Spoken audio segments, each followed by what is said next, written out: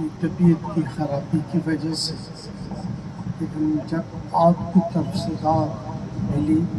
تو میں انکار نہیں کر سکتا، اس لیے میں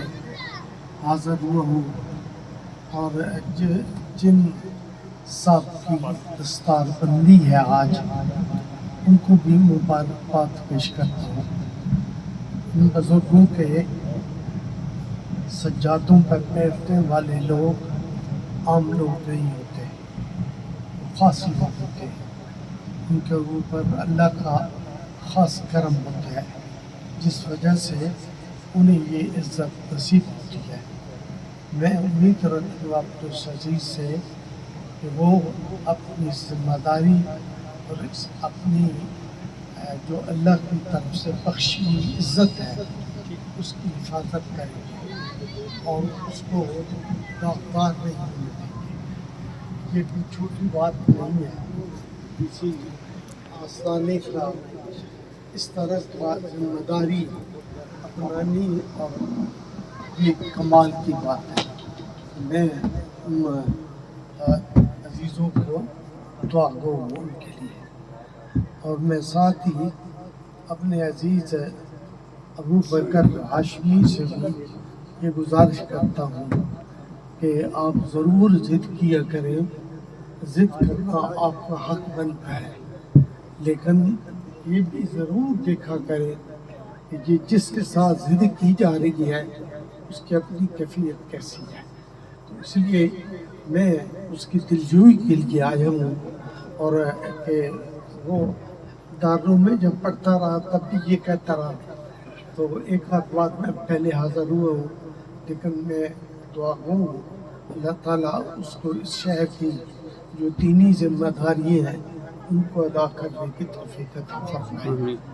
آپ سب لوگوں کو، اور خاص طور پر میں اپنی فیملی کے لوگوں کو ازت شکر گزار ہوں اور ان کا شکریہ بھی ادا کرتا ہوں، لیکن بعض معاملات میں کوئی اپنے پروگرام میں، وینیو میں، ٹائم میں تبدیلی کر لینا کوئی جرم نہیں ہے۔ اگر آپ یہ پروگرام مغرب کے بعد رکھتے اور عشاء تک اس کو مکمل کر لیتے تو زیادہ بہتر ہوتا، بنسبت اس کے کہ آج رات 12 بج رہے ہیں، ہمیں ابھی محفل ہم نے شروع ہی نہیں کی۔ تو یہ چیزیں ان کا خیال رکھنا، جو سارا دن کام کرتے ہیں اور شام کو وہ آرام کرے، اپنے گھر میں ریسٹ کرے، ان کو آپ نے پھر اتنی چڑھائی پہ چڑھا کے ان کو بٹھا دیا اور چل لگ جاؤ صبح تک، تو ساڑی یہ ٹیلی فون ساڑا ہی لاؤڈ سپیکر، یہ مناسب نہیں ہے۔ اب وقت بدل گئے ہیں، حالات بدل گئے ہیں، زمانہ بدل گیا ہے، لوگوں کی ذوق شوق جو ہے اس میں تبدیلی آ گئی ہے۔ تو میں یہ سمجھتا ہوں ان ساری چیزوں کی طرف توجہ دینا یہ انتہائی ضروری ہے۔ قبلہ یہ تشریف لائے ہیں، کہاں سے یہ چلے ہیں اور یہاں یہ پہنچی ہے، وہ بھی پھر آپ ان کو کار کے وہاں سے پہاڑ چڑھا کے اوپر لے آئے۔ یہ جو ہے نا جذبہ اور محبت رکھنے والے، ان کے لیے یہ چڑھائیاں چڑھنا آسان ہے، ہم جیسے بیمار لوگوں کے لیے مشکل ہے۔ اللہ تعالیٰ آپ کے ان محبت کے جذبوں کو ہمیشہ قائم و دائم رکھے۔ آج 2 محرم الحرام ہے، اور یہ حضرت سیدنا فاروق اعظم رضی اللہ تعالیٰ عنہ آپ کی عرس کی تقریب بھی ہے۔ تو یہ سارے کچھ اکٹھے کر کے اللہ سے دعا مانگتے ہیں کہ پروردگار ہمارے راستوں کو آسان کرے، ہمارے مسلک کی